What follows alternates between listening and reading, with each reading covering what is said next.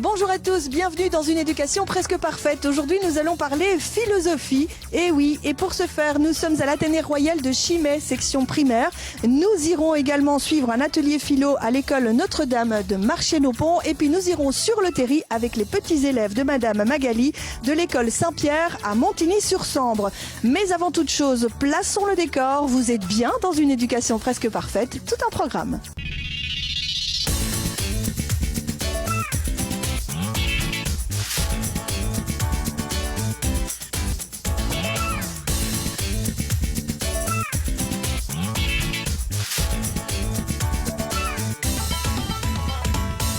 Bonsoir Nicolas. Bonsoir Laurence. Bonsoir Sandy. Bonsoir. Sandy Van Buiten, vous êtes animatrice au CAL de Charleroi. Le CAL, c'est le Centre d'Action Laïque. Et c'est vous qui nous accueillez un peu ici finalement à l'Athénée Royal de Chimay avec cet atelier philo-théâtre. Mais avant de nous expliquer en quoi il consiste, on va placer le décor avec Nicolas, puisque je vais vous demander, Nicolas, finalement, c'est quoi philosopher ? Philosopher, je dirais que c'est l'art de mettre en relation les questions auxquelles on peut se poser avec les réponses qu'on peut y apporter, soit de façon individuelle ou de manière collective, comme on voit ici. Et donc, du coup, philosopher, pour les enfants, ce n'est pas leur enseigner des concepts qui seraient trop compliqués pour eux, trop complexes, de Nietzsche ou d'Hegel, mais c'est bien essayer à ce qu'ils apprennent à développer une pensée par eux-mêmes et à construire un processus aussi de raisonnement. Alors, Sandy, je l'ai dit, vous proposez ici des ateliers philo-théâtre. Qu'est-ce donc ? Alors en fait l'idée c'était de mêler donc le théâtre et la philo. Donc on a proposé des ateliers où on a récolté, je vais dire, le contenu. Et ensuite, on a transformé ce contenu en une pièce de théâtre. C'était plus facile à faire accepter par les enfants que de vraiment leur dire tout de suite on va faire de la philo ? Je pense que les enfants sont assez ouverts en fait à la philo. Enfin, au début, ils se posent des questions, qu'est-ce que c'est ? Donc on leur explique un petit peu ce que c'est, mais voilà, je pense qu'ils ne sont pas réticents à cette question de la philo. D'accord. Alors ici, le thème choisi par les enfants, c'est le harcèlement scolaire. Est-ce que ça veut dire qu'avec eux, lorsqu'on fait de la philosophie avec les enfants, on n'est pas obligé d'aborder des thèmes comme la vie, la mort, le bonheur, l'amitié, l'amour ? Voilà. Donc l'idée, c'est que tout peut poser question.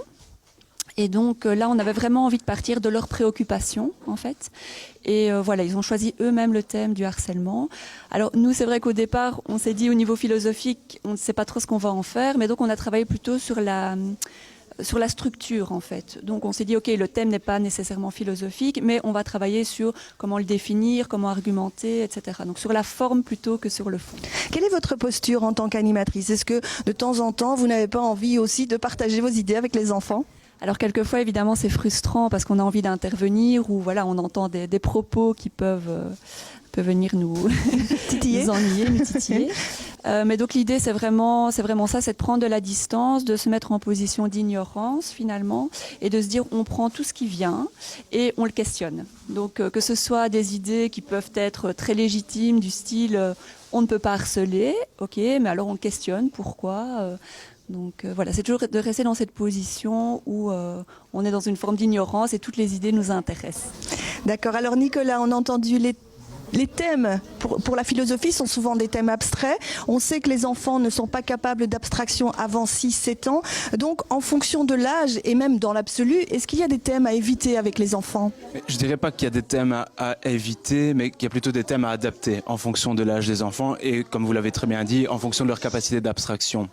On peut commencer à philosopher très jeune avec les enfants, dès qu'ils ont en tout cas un accès au langage. Et par exemple, en maternelle, on pourrait déjà mettre en place des ateliers philosophiques avec des thèmes plus simples, comme qu'est-ce que la colère, qu'est-ce que grandir. Et puis, tout doucement, vers le primaire, on peut se diriger vers des thèmes un peu plus difficiles, je vais dire, comme est-ce qu'on est tous égaux ? Est-ce que a-t-on le droit de tout, par exemple ? Je suppose que la manière dont vous avez été formé influence vos ateliers. Si oui, comment ? Est-ce que vous partez, par exemple, systématiquement d'un support, hormis pour cette classe-ci, bien sûr, on l'a compris ? Idéalement, j'utilise un support, mais effectivement, je vais aussi utiliser différentes méthodes d'animation en fonction du public, en fonction de ce qui se passe aussi sur le moment. Des fois, je change tout à fait ce que j'avais prévu. Et c'est ça la richesse aussi de toutes ces méthodes, c'est que on peut, une fois qu'on est à l'aise avec chaque méthode, on peut prendre ce qui nous convient le mieux. Merci beaucoup Sandy. On va le voir, la nature peut aussi être un excellent point de départ pour une réflexion philosophique. Nous allons donc, si vous le voulez bien, faire une petite pause nature avec les jeunes élèves de Madame Magali de l'école Saint-Pierre à Montigny-sur-Sambre. Une sortie hebdomadaire de découverte et de réflexion, parfois, mais pas toujours.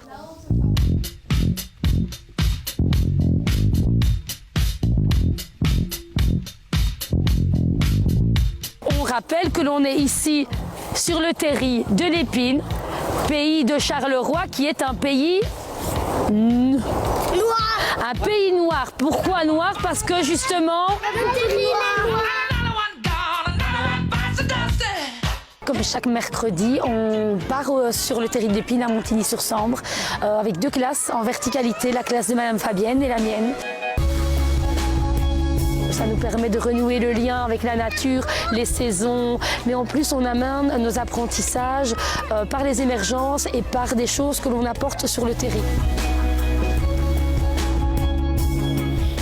Ça me plaît bien et c'est cool parce qu'en fait on creuse et on porte des bâtons, on peut faire plein de choses. Le fait de sortir régulièrement comme ça permet vraiment de les retrouver apaisés et on réduit clairement les conflits quand on sort comme ça avec eux. Est-ce que c'est comme l'école ici? Non, parce que on voit des arbres et dans l'école il n'y a pas d'arbres. Et il y a de la poussière et une maison de grenouilles. Il faut profiter du moment présent.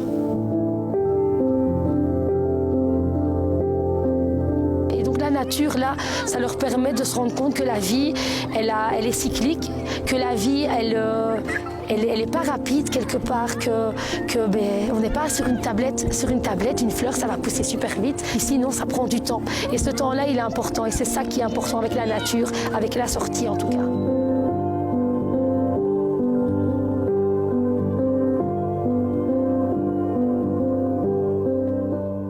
Nicolas, on a déjà dit pas mal de choses sur la manière de philosopher, hormis le fait de développer des arguments, de partager des idées, etc. Qu'apporte ce type d'atelier aux enfants ? Par exemple, les ateliers comme ça, philo avec les enfants, peuvent favoriser ce qu'on appelle l'intelligence collective. Et donc, les enfants se mettent à réfléchir ensemble à partir d'une question ou d'un sujet. Et donc, du coup, ils vont pouvoir, sans porter de jugement par rapport à ce que l'autre enfant dit, respecter vraiment la pensée de l'autre. Et ça, c'est vraiment quelque chose qui est super important. La philosophie développe aussi des compétences qui sont vraiment très, très importantes pour la société actuelle. On entend beaucoup parler, telles que l'empathie, la bienveillance ou encore les citoyennetés. Ça, c'est tout ce qui peut se retrouver également comme compétences développées dans les ateliers philo. Tout à fait, on l'entend beaucoup pour l'instant d'ailleurs avec le climat où les jeunes prennent tout à fait leurs responsabilités. Sandy, est-ce que vous êtes d'accord avec ce que vient de dire Nicolas? Et je vais peut-être un peu compléter ma question dans le sens où quelle est la différence finalement entre un débat d'idées et un atelier philo? Donc effectivement, dans les ateliers philo, il y a toujours une dimension philosophique et une dimension démocratique. En ce qui concerne la différence entre un débat d'idées et un débat ou une discussion philosophique, c'est qu'effectivement, dans un débat d'idées, on est plus dans une juxtaposition d'idées.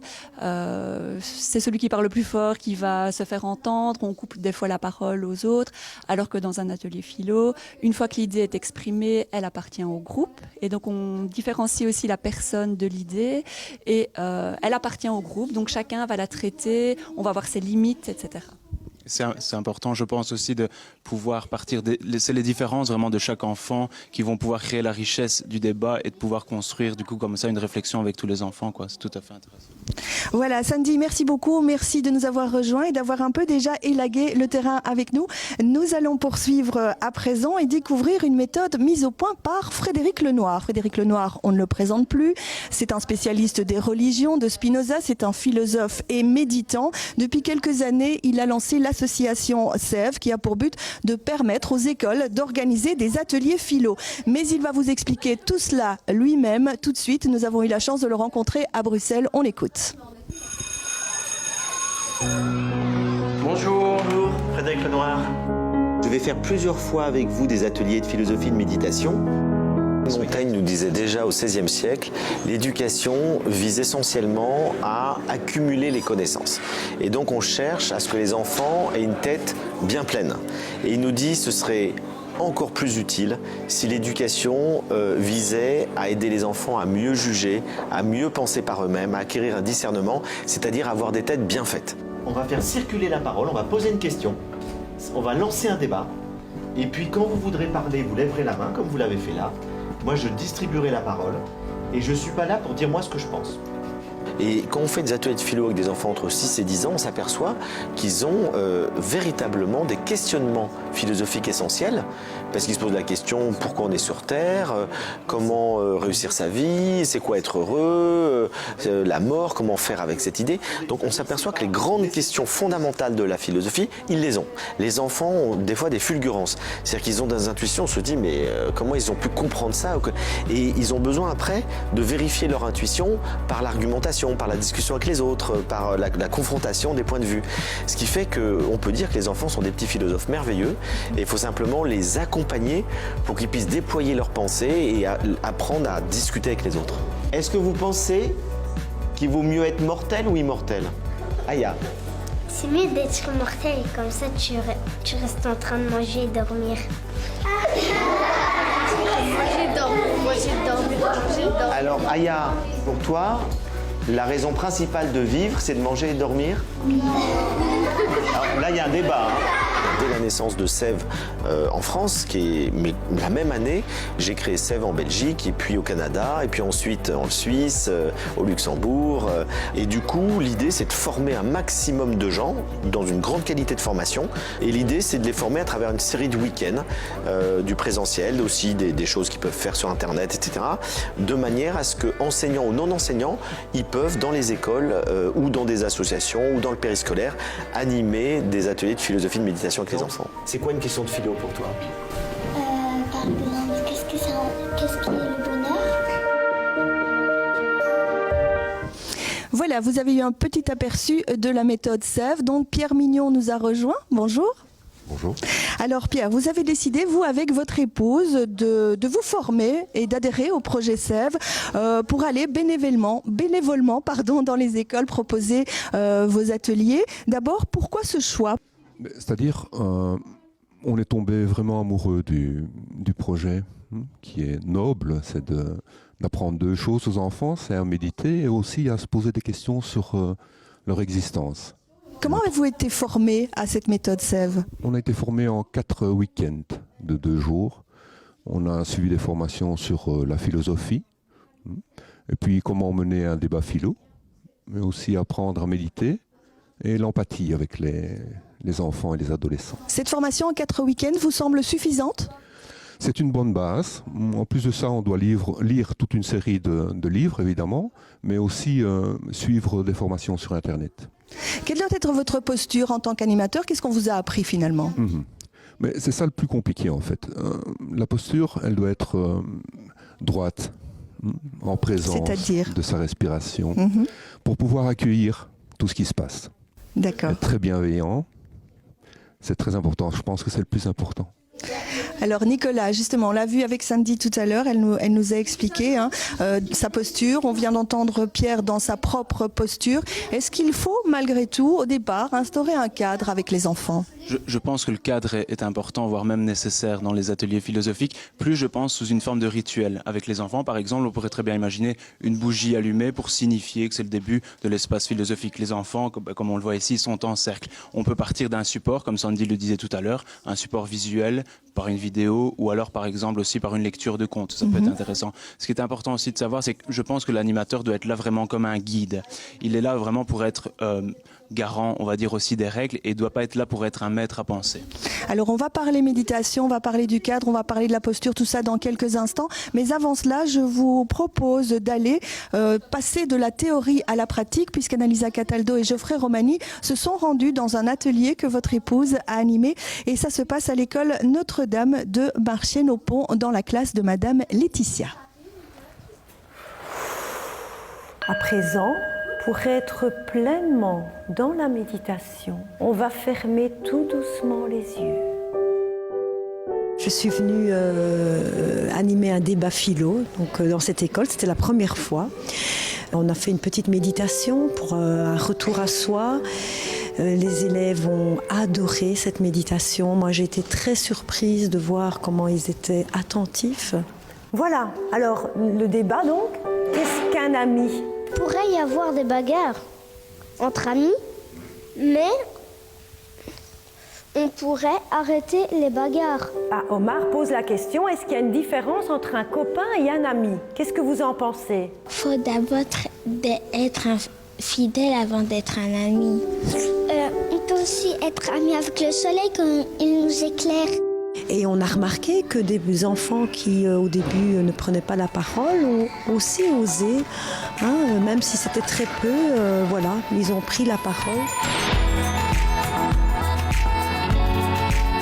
Et là, on prend juste le temps. C'est pas longtemps, un atelier n'est pas long. Et voilà, on sait qu'on est libre de s'exprimer et qu'il n'y aura aucun jugement, vu que les idées sont acceptées et sont les bienvenues. On avait dit qu'est-ce que c'était un ami et est-ce qu'on peut être ami avec un animal. Est-ce que tu t'es sentie écoutée? Oui, parce qu'on a pu parler, dire ce qu'on avait à dire. Parce que ça faisait du bien. À quoi ça sert cet atelier, tu crois? Être sage, d'être plus copain avec tout le monde, de nous rapprocher et de nous entendre. Vraiment, j'adore ce que je fais. Et je suis persuadée que ça peut améliorer l'enseignement, ça peut améliorer les difficultés que les enseignants rencontrent tous les jours. Et je leur dis, si vous avez l'occasion de pratiquer une petite méditation avant chaque cours, ça va vraiment vous aider, vraiment.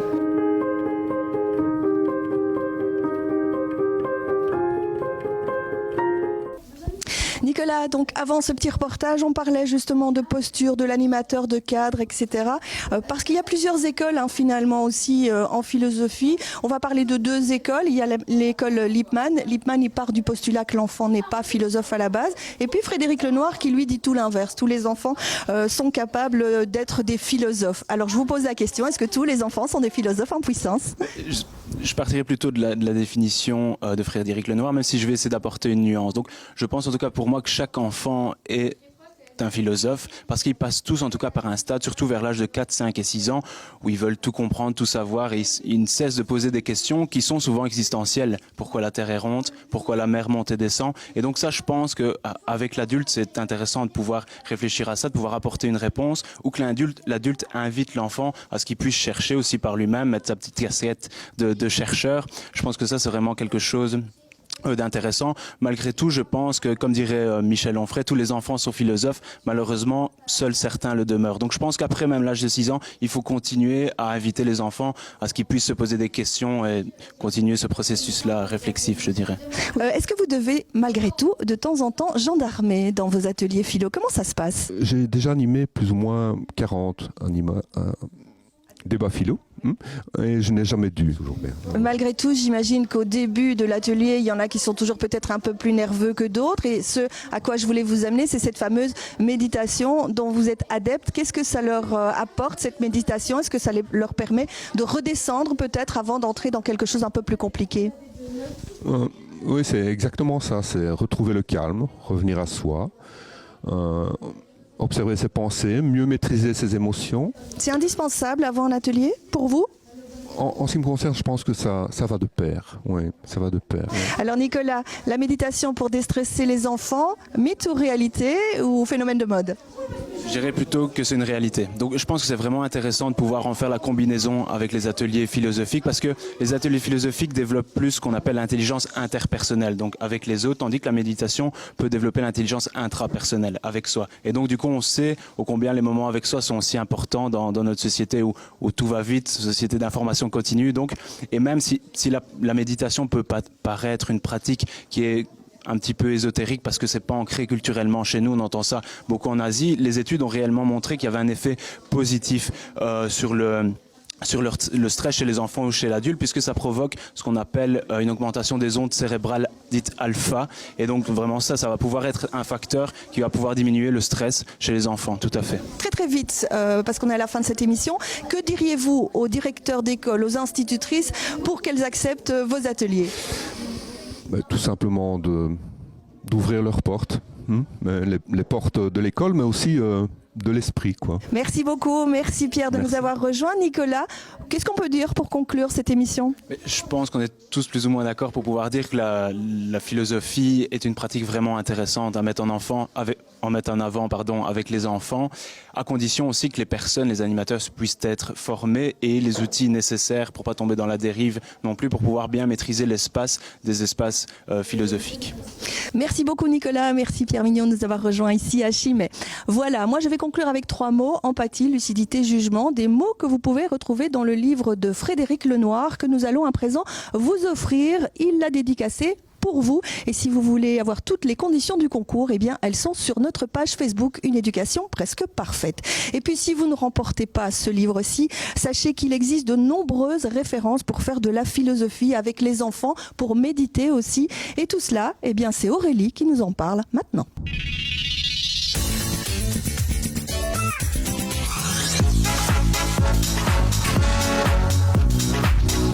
Alors dans cet ouvrage, Tommy Ungerer, qui est un grand nom de la littérature jeunesse, répond aux questions d'enfants de 3 à 12 ans. Alors c'est assez déconcertant de lire parfois les questions que posent ces enfants. Qui a construit le ciel? Ou est-ce que mes poux vont au cimetière quand ils sont morts? Ou est-ce qu'il est possible que je ne fasse que rêver ma vie et qu'en réalité je n'ai pas d'existence propre? Enfin voilà, toutes des questions hautement philosophiques auxquelles Tommy Ungerer tente de répondre. Ni oui ni non.